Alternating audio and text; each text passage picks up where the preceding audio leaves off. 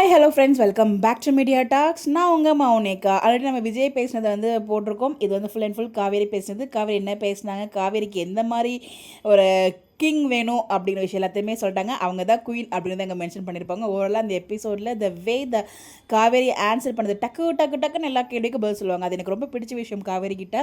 So அதே மாதிரி தான் எங்கேயும் பார்த்திங்கன்னா பதில் சொல்லியிருந்தாங்க. ஸோ அவங்கள பற்றி நமக்கு தெரியாத நிறைய விஷயங்களும் அங்கே ஷேர் பண்ணியிருந்தாங்க.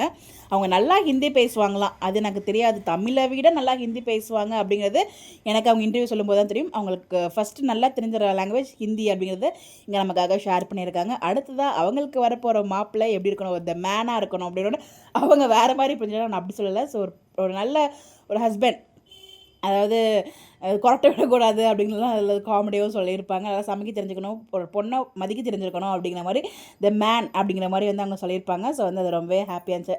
அதுக்கப்புறம் பார்த்திங்கன்னா அந்த செட்டில் ஆக்சுவலாக ஒரு கார்ட்ஸ் வச்சு கேட்கும்போது ஆஸ் பார்த்திங்கன்னா பிரவீன் சார் சொல்லியிருப்பாங்க. குயின் பார்த்திங்கன்னா நம்ம தேவதை தான், அதில் எந்த ஒரு டவுட்டுமே இல்லை. ஸோ நம்ம எல்பி அவங்களே சொல்லிக்கிட்டாங்க, கிங் இன்னும் கிடைச்சா சொல்கிறேன் அப்படின்னு சொல்லிட்டு தான் அந்த குவாலிட்டிஸ்லாம் சொல்லியிருப்பாங்க. ஸோ இன்டர்வியூ பார்க்கறனா போய் ஃபுல்லாக பாருங்கள், ரொம்பவே சூப்பராக இருக்குது.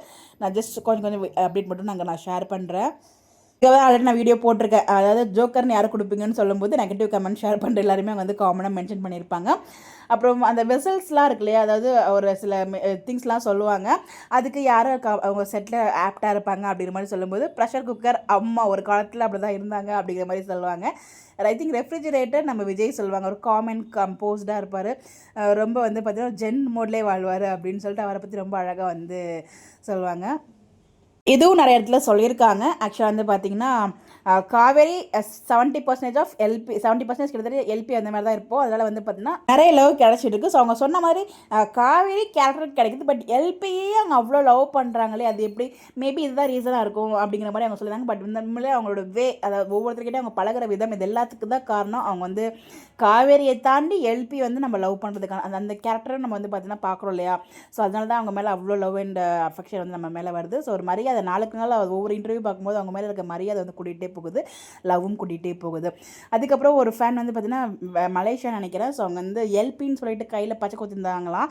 அதை பார்த்துட்டு ஃபஸ்ட்டு அவங்க திட்டாங்க, ஏன் இந்த மாதிரிலாம் பண்ணுறீங்க அப்படின்னு சொல்லிட்டு. அதுக்கப்புறம் அதுக்கான லவ்வையுமே அவங்க அங்கே கொடுத்துட்டு வந்திருக்காங்க. ஸோ அந்த மாதிரி நிறைய விஷயங்கள் அவங்க குட்டி குட்டியாக நிறைய மெமரிஸும் ஷேர் பண்ணியிருந்தாங்க. சுவாமியோட ஒரு விஷயத்தை நான் ஷேர் பண்ணேன், அந்த வீடியோவில் மறந்துட்டு. ஆக்சுவலாக பார்த்திங்கன்னா ஒரு அம்மா இவங்களுக்கு என்ன பிடிக்குங்கிறத ஒரு இன்டர்வியூவில் ஷேர் சொல்லியிருக்காரு. அதெல்லாமே பார்த்திங்கன்னா குக் பண்ணி ஒரு பெரிய கேரியரில் செட்டுக்கு ஷேர் பண்ணியிருக்காங்க, சென்ட் பண்ணியிருக்காங்க.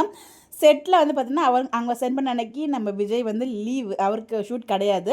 ஸோ நம்ம காவேரி தான் பார்த்திங்கன்னா அவங்களுக்கு டன்ஸோ அதாவது திருப்பி அங்கேருந்து அவங்க வீட்டுக்கு டன்ஸோ பண்ணி விட்டுருக்காங்க. ஸோ பார்த்திங்கன்னா அது ரொம்ப அழகாக அந்த மெமரிஸ் ஷேர் பண்ணியிருந்தாங்க.